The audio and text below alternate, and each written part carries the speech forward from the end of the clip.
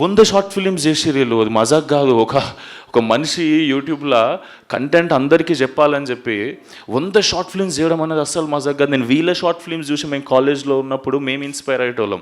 నా friend money, Durga వీళ్ళందరూ అన్న వాళ్ళ పొజిటివ్నెస్, ఈ షార్ట్ ఫిల్మ్స్, ప్రయాణం షార్ట్ ఫిల్మ్స్ నాకు చూపెట్టి, అంటే సూపర్ క్వాలిటీ ఉండేటి 10-15 ఏళ్ళ క్రితమే. అవి చూసి ఇట్లా ఇన్స్పైర్ అయ్యి మనం కూడా ఇట్లా చేద్దామరా అని అనుకున్నాం. దాని తర్వాత మేము సంహౌ సినిమాలకు వచ్చినాం, మేము ఫేమస్ అనే సినిమా చేసినాం.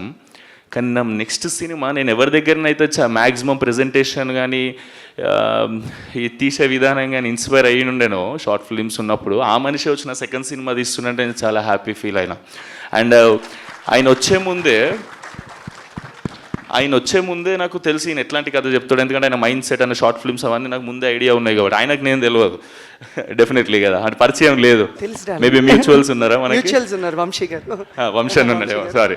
కానీ పర్సనల్గా ఎప్పుడు కలవాలి. సో మనిషి ఎట్లాంటాడో తెలిసి, ఏ కథ చెప్తాడో తెలిసి ఈ కథ చెప్పిండు. చెప్తున్నా కదా, ప్రాపర్ కిటికీలకి వెళ్ళి పల్లెటూరుని చూసినట్టు ఉంటుంది ఈ కథ.